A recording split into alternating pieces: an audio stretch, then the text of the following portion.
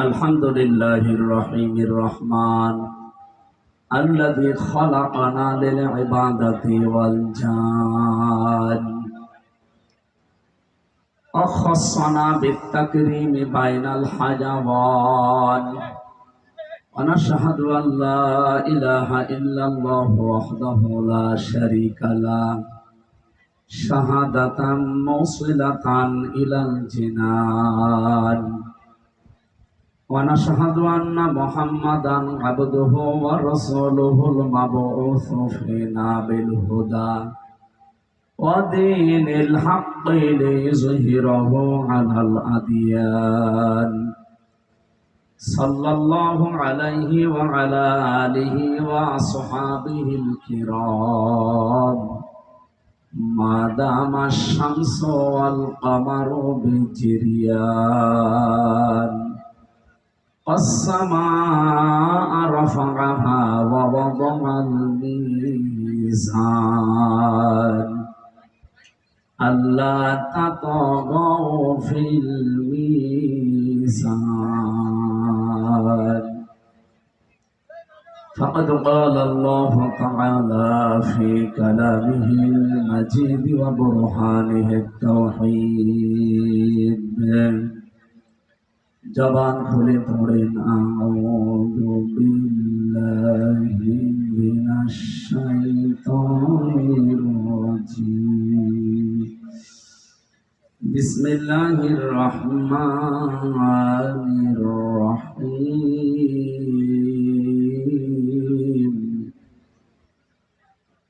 ইয়া الذين آمنوا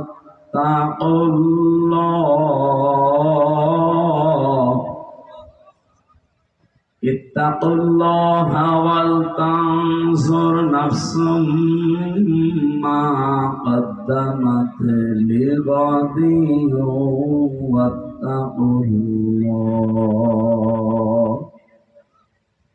إن الله خبير بما تعملون صدقت يا ربنا عن أنس رضي الله تعالى عنه قال النبي صلى الله عليه وسلم القيس من دان نفسه وعمل لما بعد الموت والعاجز من أتبع نفسه هواها وتمنى على الله رواه الترمذي وقال تعالى في شان حبيبي وما زادهم إلا إيمانا وتسليما اللهم صل على سيدنا مولانا محمد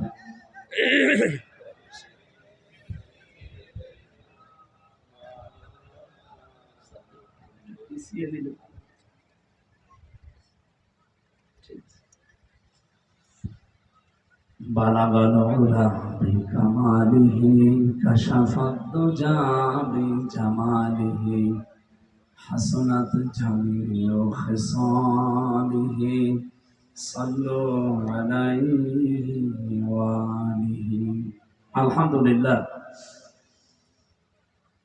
বরিশাল সদর উপজেলা উন্নয়ন পরিষদের উদ্যোগে শহীদ জিয়াউর রহমান, এদিকে তাকান, কোন দিকে তাকিয়ে আছে? শহীদ জিয়াউর রহমান, এই মানুষটার নাম শুনলে বাংলা ভাষাভাষী আমরা যারা চিনি তাকে একবারেই তার নামের আগে আমরা কি বলি বলেন তো?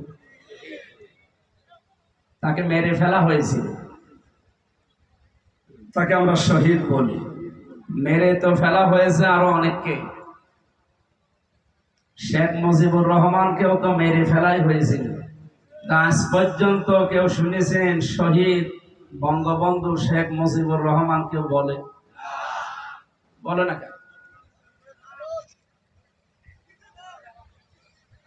আমি কাবা শরীফে 16 সালে গিয়েছিলাম।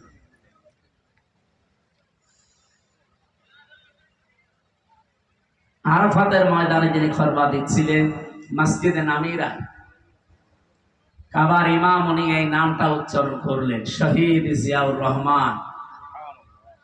এই নামটা উচ্চারণ করার পরে তিনি কয়েকটা বাক্য বললেন, দোয়া করলেন যে তার কবরের উপরে জান্নাতের ছায়া আল্লাহ তুমি তৈরি করে দাও। কারণ তিনি ওই দেশে আরাফাতের ময়দানে হাজার হাজার নিম গাছ লাগিয়েছিলেন, এটা জিয়া গাছ বলা হয়। লক্ষ লক্ষ হাজী সাহেবরা সে গাছের নিচে আশ্রয় নেয়, আমি নিজেও নিয়েছিলাম। ওইটা 42 ডিগ্রি 45 ডিগ্রি সেলসিয়াস চলছে, সেখানে একটু ছায়া পেলে কি প্রশান্তি মনের ভেতরে আসে, কি আনন্দ লাগে, শান্তি লাগে, এটা না গেলে আপনি বুঝবেন না। কারণ আমাদের দেশে তো আর ওরকম গরম নেই। এই প্রচন্ড গরমের ভেতরে যে গাছগুলো তিনি লাগিয়ে দিয়েছিলেন, তিনি হয়তো আজ নেই। এই গাছের কারণে কাবার ইমাম তার জন্য দোয়া করলেন। লক্ষ লক্ষ হাজী সাহেবরা ওই দিন আমিন আমিন সবাই এক বাক্যে, আল্লাহ যদি কবুল করে তাকে মাফ করে দেয়, আমাদের তো বিশাল ক্ষতি হয়ে যাবে। আমরা দোয়া করছি শহীদ জিয়াউর রহমান তার নামে, যেহেতু 1 ডিগ্রি কলেজটা, আল্লাহ রাব্বুল আলামিন তার গোলামকে যেন মাফ করে দেয়।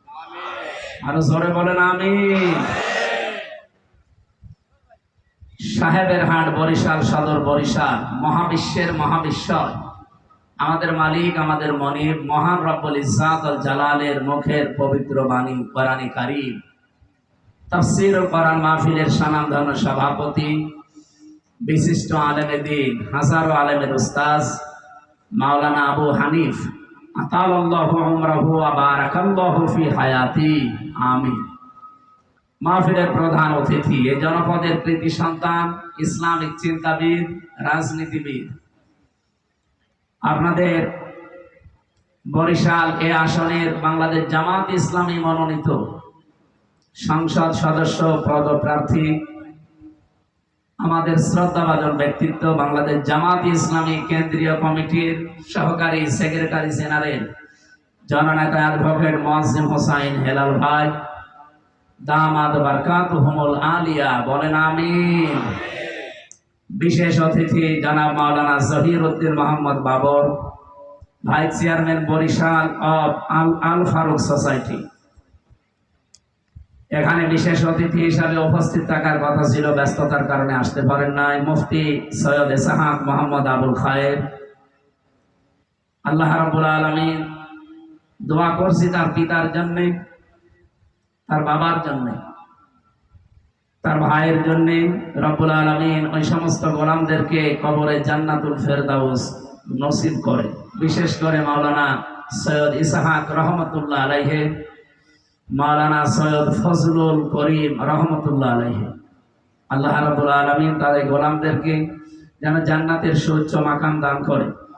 যারা কথা বললেন, মাওলানা ইয়াসির আরাফাত জিহাদি কুষ্টিয়া, মাওলানা আল কাউসার হামিদি, অনেকগুলো মানুষের নাম আপনারা দিয়েছেন। আমরা যেহেতু সময় অনেক বেশি হয়ে গেছে, আমি তো এবছরে মনে করছিলাম যদি তাফসীর মাহফিলে যাই, কোনো জায়গায় ওয়াজ মাহফিলে, তো অন্তত আল্লামা দেলাওয়ার হোসাইন সাইদি রহমতুল্লাহ আলাইহি শহীদ, তার যে নিয়মটা ছিল, এসার পরে তিনি উঠতেন রাত 9:30 10টায় মাহফিল শেষ হয়ে যেত।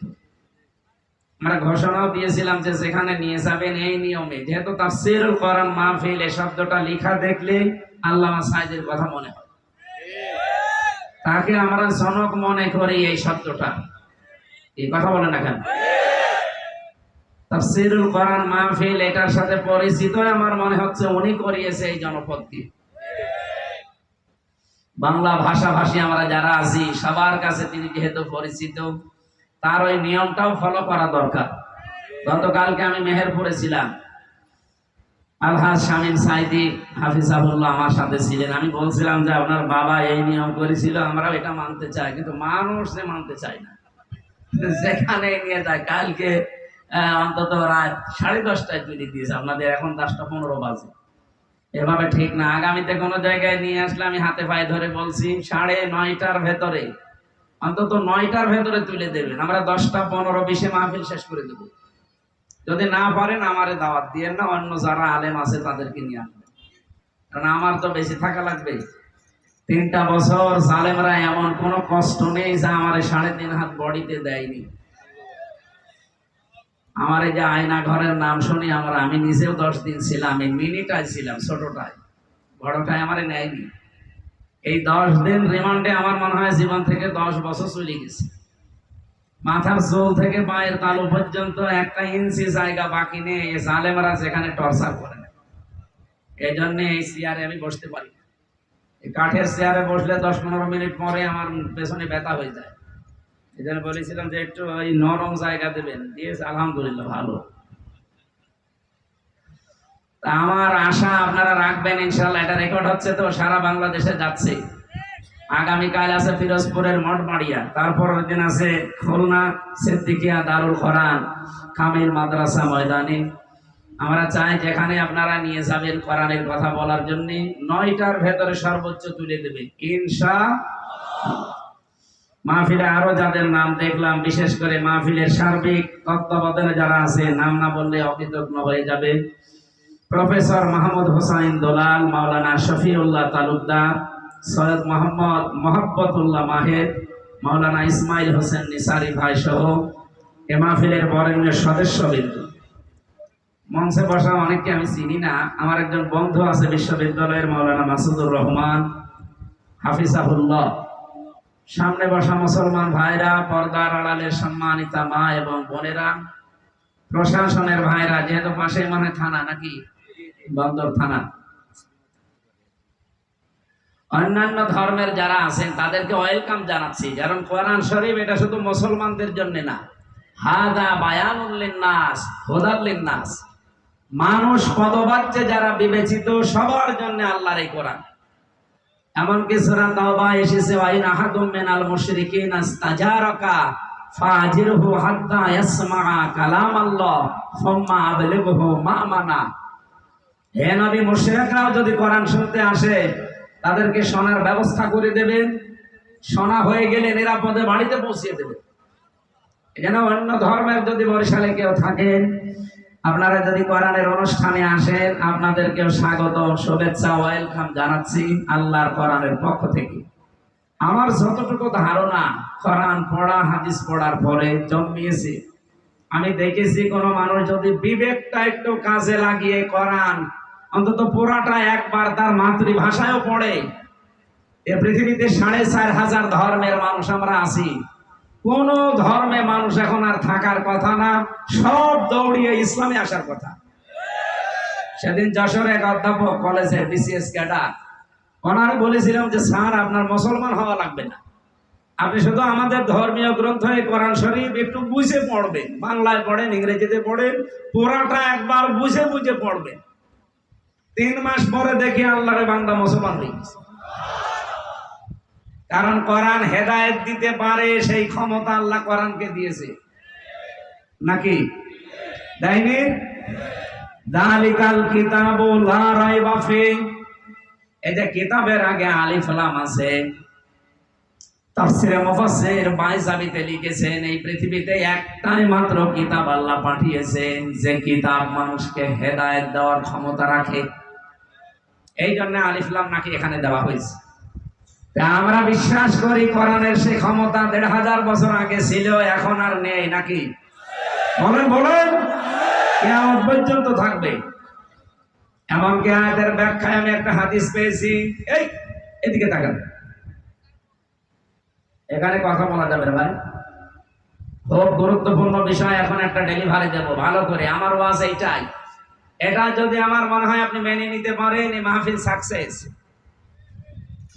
তিরমিজি শরীফের হাদিস বলছে, এবার বিশ্ব নবী জানিয়েছেন, হযরতে আবু যর রাদিয়াল্লাহু তাআলা আনহু থেকে বর্ণিত, মান ইত্তাবাআল হুদা বিগাইরিল কুরআন আদাল্লাহুল্লাহ, কেউ যদি কোরআন বাদ দিয়ে পৃথিবীর কোন জায়গায় হেদায়েত পাওয়ার জন্য ছুটে যায়, ওর মন যতই ভালো থাকুক, ওর ইচ্ছা শক্তি যতই ভালো থাকুক, কোরআন সেখানে নেই।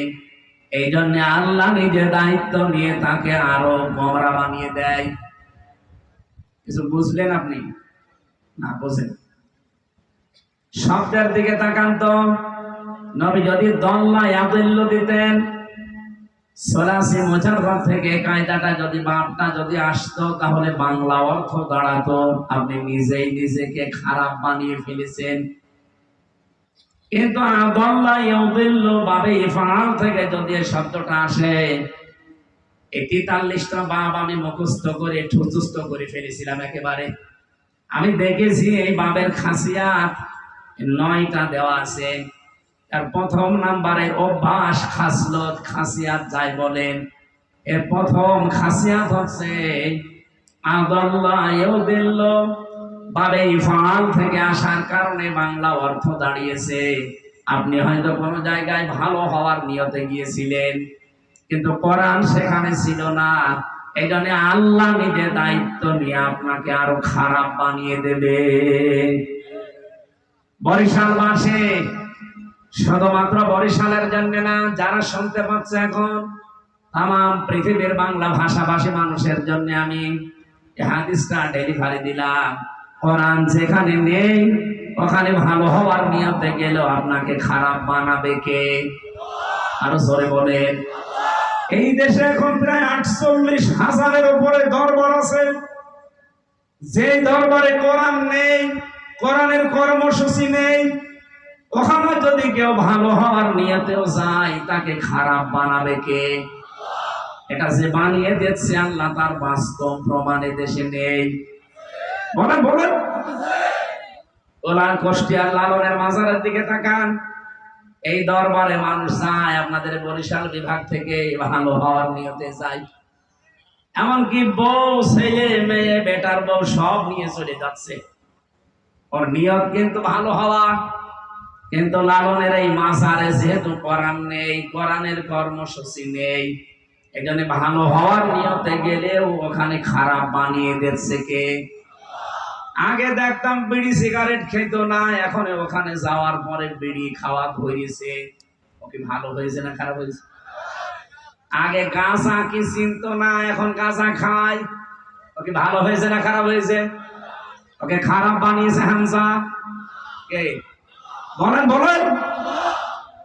এটা যেমন সহজে বুঝে যে কোরআন নেই, ওই দরবার যদি আমার বাবাও কায়েম করে, ওই দরবারে আজকে থেকে আমি আর নেই। আমাদের আওয়াজ ভালো না, এটা মানা যাবে না। যে দরবারে কোরআন আছে, কোরআন প্রতিষ্ঠার কর্মসূচি আছে, সে যেই হোক ওই দরবারে যাবেন আপনি শিক্ষা নেওয়ার জন্য, কোরআন প্রতিষ্ঠার জন্য। কিন্তু যেখানে কোরআন চলে না, শুধু বাবার নিয়ম নীতি চলে, এরকম দরবার দেশে নেই। বলেন বলেন। তাও তো বরিশাল বিভাগটা যাক অনেক বেঁচে গেছে। আপনি চট্টগ্রাম বিভাগে যান, ঘরে ঘরে পীর সাহেব, কোরআনের পীর নেই। আমি পুরো চট্টগ্রাম বিভাগ প্রায় জায়গায় আমার অনুষ্ঠানগুলো আমি করে দেখেছি।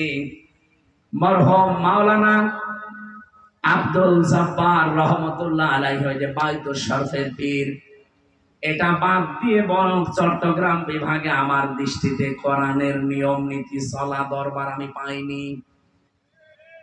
অধিকাংশ দরবারে শিরিক, বেদাত আর কুফরের আস্তানা।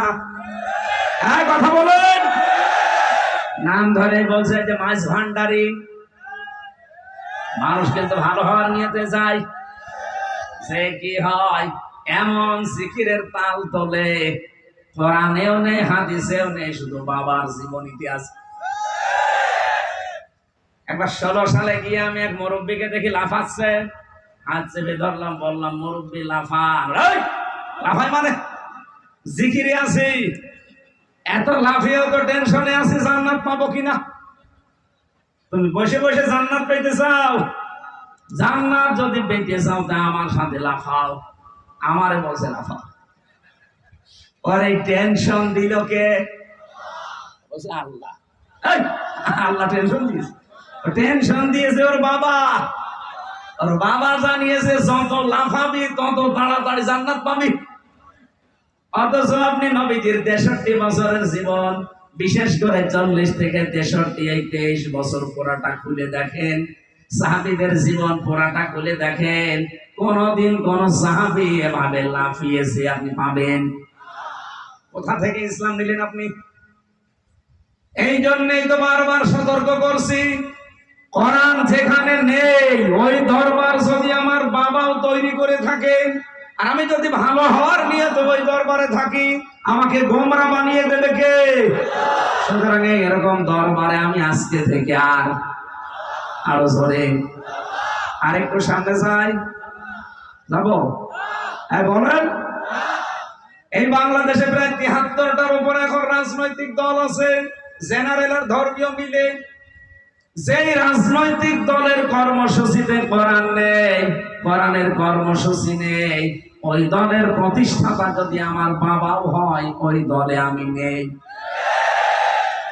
এটা তো জোরে বলার দরকার নেই, কারণ এটা আপনারা পারবেন। এটা কারা কারা মানতে পারবেন দেখে লিল্লাহি তাকবীর। হ্যাঁ দেখেন তো, হাত তোলেন কেন? দেখেন দেখেন, আলহামদুলিল্লাহ, ঠিক আছে, আর লাগবে না, হয়ে গেছে। ওয়াজ তো হয়ে গেছে, এবার মনোযোগ করে দিই।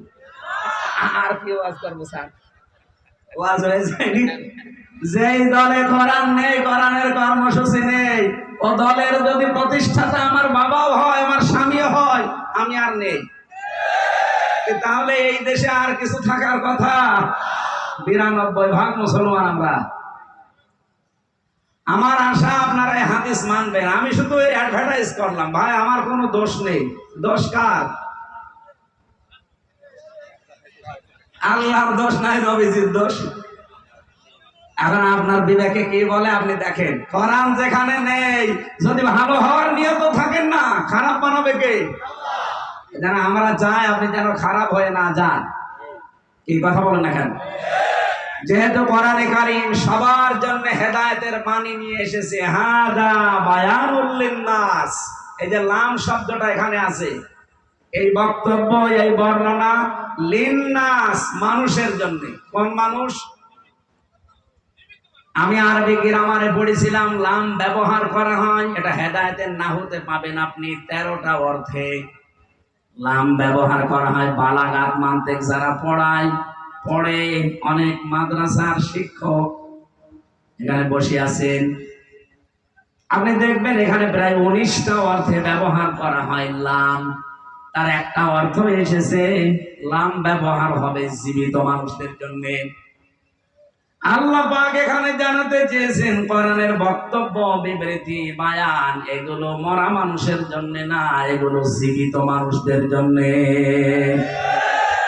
দুঃখজনক হলো সত্য, বিশেষ করে 15.5 বছরে জীবিত মানুষদেরকে কোরআন শোনানো বড় কঠিন হয়ে গিয়েছিল।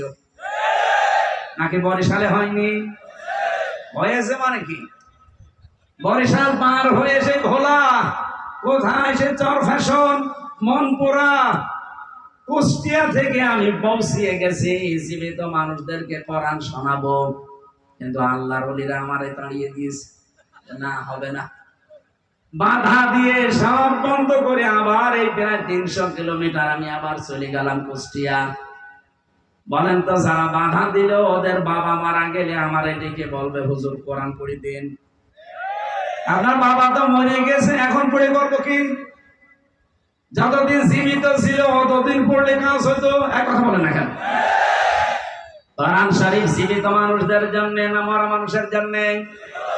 যেহেতু আগস্টের 5 তারিখের পরে একটা পরিবেশ আল্লাহ তৈরি করে দিয়েছে, আগামীতে কিয়ামত পর্যন্ত জীবিত মানুষদেরকে কোরআন শোনাতে যদি কেউ বাধা দেয়, ডিস্টার্ব করে, মার্ক করে রাখবেন, পরে ওই জায়গায় মাটিতে দিয়ে দেবেন বিসমিল্লাহি ওয়া আলা মিল্লাতি রাসূলিল্লাহ।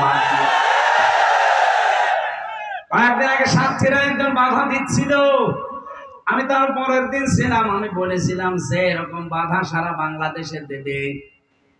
কিছু মানুষ উস্কানি দেয়, এই যে চাঁপাইনবাবগঞ্জের 2 মুফাসসিরে কোরআন আছে স্বামী স্ত্রী,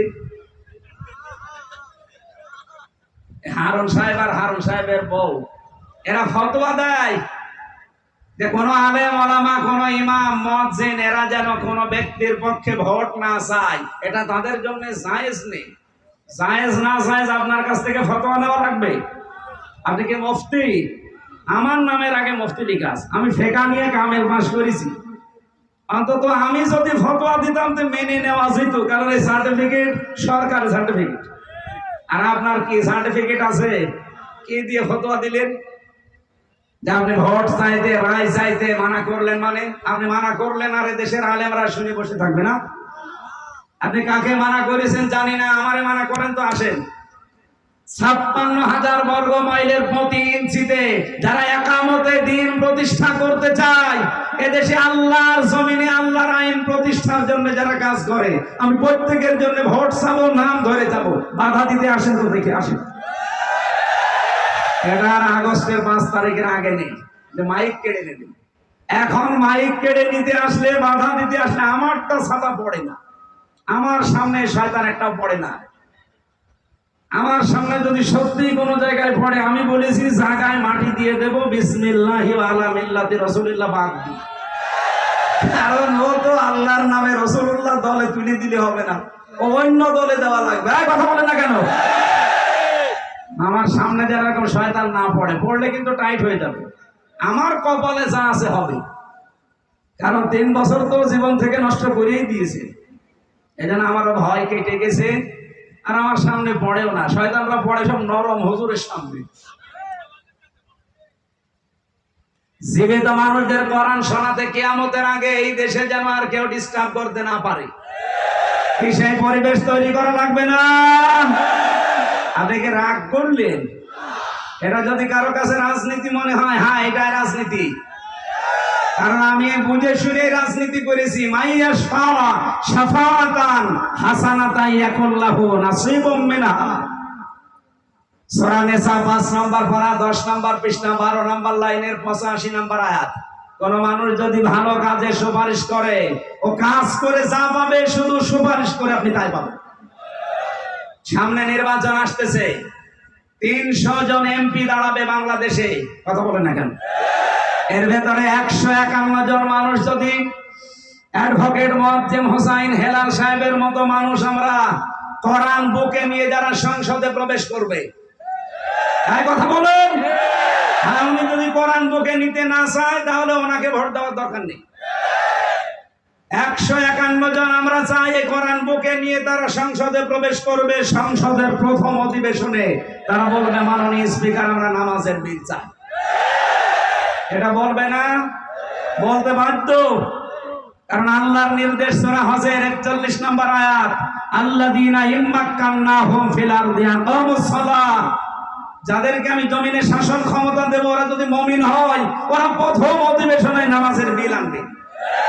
আর আমরা জানি ওনারা এই বিল আনতে বাধ্য, এই প্রতিশ্রুতি দিয়েছে এই দেশের মানুষের কাছে। ওনারা যদি বলে যে হাত তোলেন, 151 জন যদি হাত তুলতে পারে, সঙ্গে সঙ্গে বিলটা কায়েম হয়ে যাবে। ওই দিন থেকে বাংলাদেশের 18 কোটি মানুষ নামাজ পড়তে বাধ্য।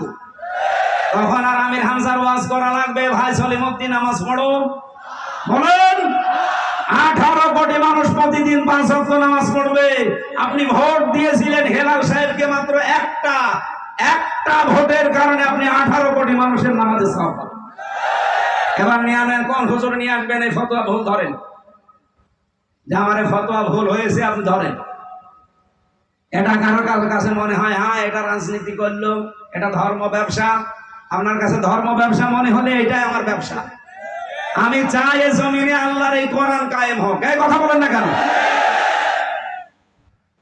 সবার জন্য যেহেতু কোরআনে কারিম আর জীবিত মানুষদের জন্য আল্লাহ কোরআন দিয়েছে, আমরা চাই জীবিত মানুষদের বুকের ভেতরে কোরআন থাকবে। অন্তত 151 জন যেন এবার যেতে পারে বাংলার সংসদে। কারা কারা রাজি আছেন আল্লাহকে একটু হাত দেখান তো। লিল্লাহি তাকবীর।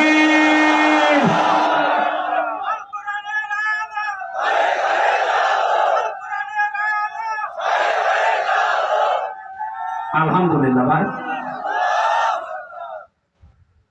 কিছু মানুষের যদি মন খারাপ হয়, তো মোনাজাতের পরে আমার সাথে একা একা বসে আপনাকে আমি একটা জিনিস দেব, এই কানের নিচে এমন জোরে দুইটা দেব না, সব টের পেয়ে যাবে। অনেকে বলে যে হুজুর আমি কিছু বুঝি না, এত বাংলায় বলার পরেও যদি ও না বোঝে, আমার মনে হয় একটা রওশনের সাথ। কথা বলছে না কেন? রওশনের সাথ ছিল না বিরোধী দলীয় নেত্রী? কি নেত্রী পেয়েছিলাম আমরা, হাসিনা যা শিখিয়ে দেয় ওইটা বলে। তা আমরা এরকম যেন না হয়ে যায়, এত খোলামেলা বাংলায় বলার পরেও যদি কেউ মানতে না চান, বুঝতে না চান, এ দোষ আর আমার না, এ দোষ কার? আল্লাহ। ঠিক আছে, আল্লাহ যদি আপনাকে হেদায়েত না দেয়, আমার হাতে তো নেই, উনি যদি আপনাকে না দেয় এ দোষ ওনারই। কারণ আপনাকে আবার হেদায়েত পাওয়ার মতো যোগ্যতা থাকা লাগবে। হ্যাঁ, কথা বলছেন? আপনার যদি যোগ্যতা না থাকে, সত্যি আল্লাহ আপনাকে হেদায়েত দেবে না। যেহেতু দল, মত, জাতি, বর্ণ, ধর্ম নির্বিশেষে আজকের এই অনুষ্ঠানে আমরা সাজিয়েছি, আর সব আমার মনে হয় সব কিছুই ফেলে দিয়ে আমরা কোরআনের পেছনে আজকে এসেছি। খুশি হয়ে বলেন আলহামদুলিল্লাহ। দরুদ আর সালাম পড়ছে আমাদের নবী, মানবতার মহান শিক্ষক মুহাম্মদুর রাসূলুল্লাহ সাল্লাল্লাহু আলাইহি ওয়াসাল্লামের প্রতি। আল্লাহ রাব্বুল আলামিন তাকে মিশন এবং ভিশন দিয়ে পাঠিয়েছিলেন তিনটা। কয়টা? বলেন বলেন। নবীজির প্রথম মিশনই এইটা ছিল, তার প্রথম ভিশনই এইটা ছিল, তাওহীদ প্রতিষ্ঠা। এখন তাওহীদ কিভাবে প্রতিষ্ঠা করবে সেই ফর্মুলা আল্লাহ সূরা আলে ইমরানের 64 নম্বর আয়াতে দিয়েছেন।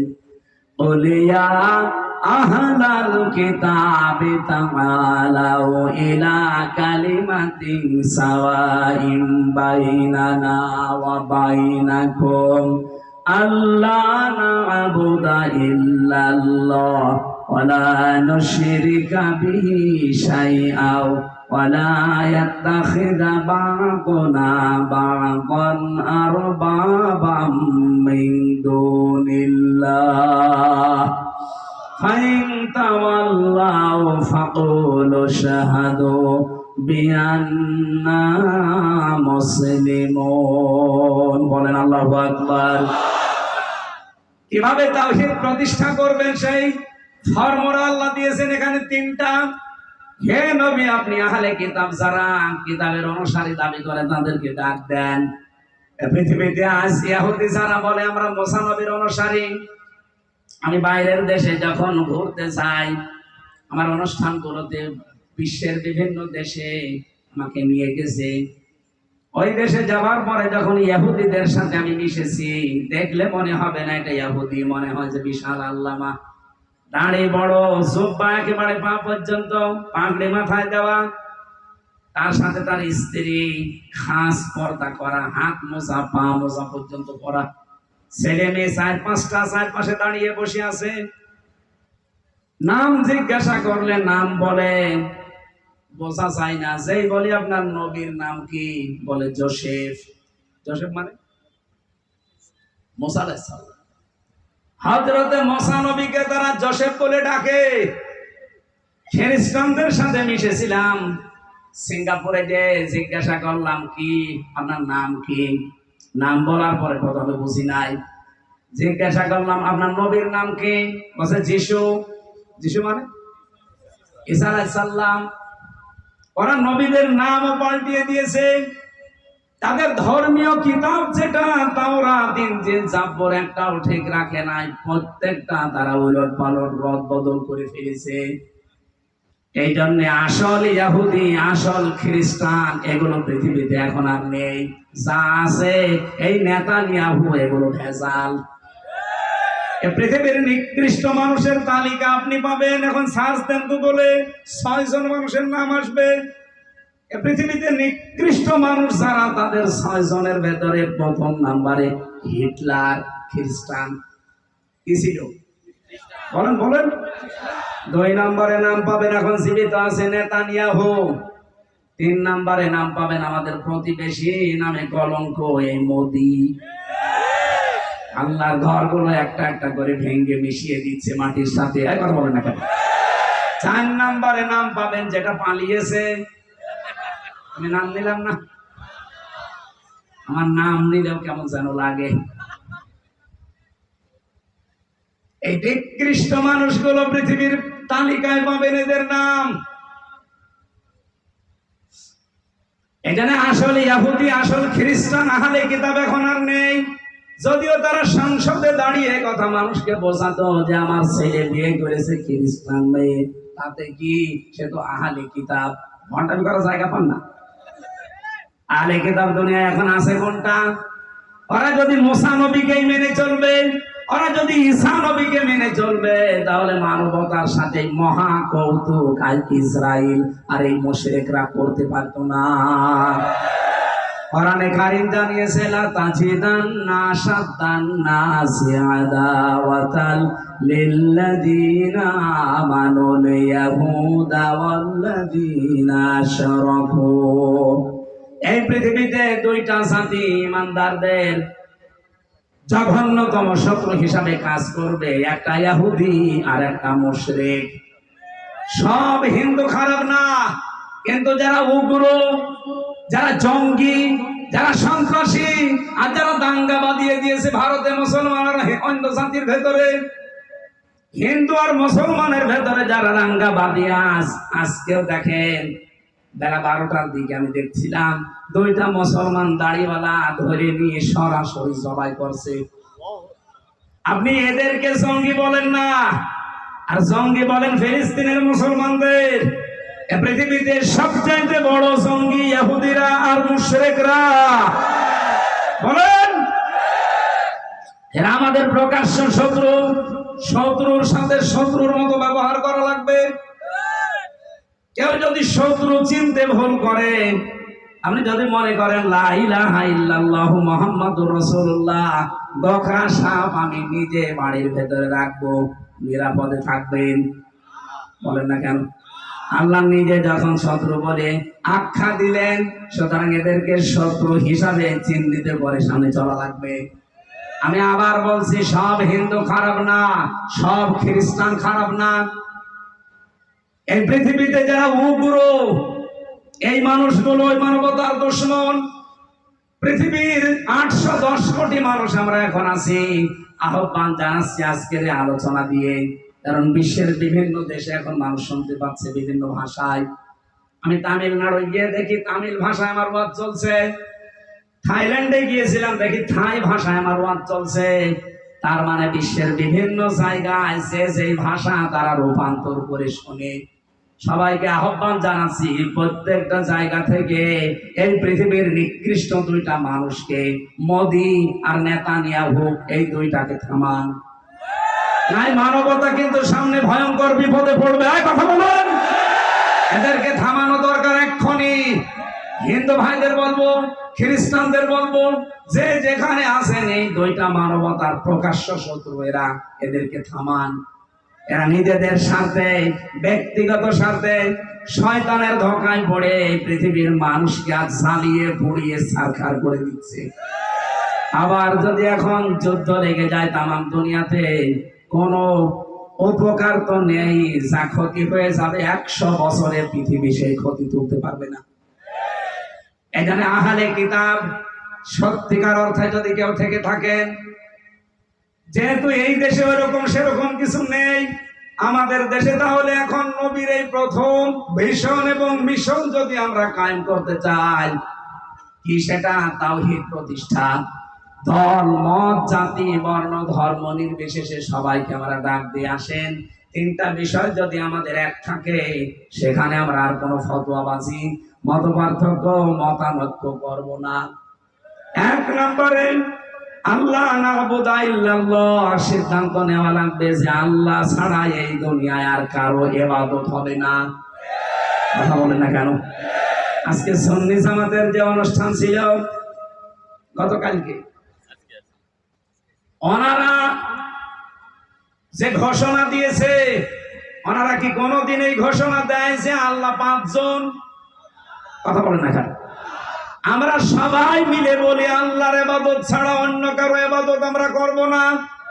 আমির জামাত ডক্টর শফিকুর রহমান হাফিজাহুল্লাহ ময়মনসিংহ গতকালকে আপনারা দেখেছেন স্টেজে কতগুলো বিভিন্ন রাজনৈতিক দলের আলেমদের হাত সব আকাশের দিকে তুলেছে, বলছে আমরা আল্লাহ এক, কোরআন এক, রাসূল এক, যাওয়া লাগবে এক কবরে, আমাদের আর কোনো মত পার্থক্য নেই, আমরা সব এক। আমরা তো তাওহীদ প্রতিষ্ঠার জন্য প্রথমে এইটাই চাই, যারা বলবে আল্লাহ ছাড়া কারো ইবাদত আমরা করি না, তারাই আমার ভাই। একবার বলেন না কেন? তারাই আমার দলের লোক।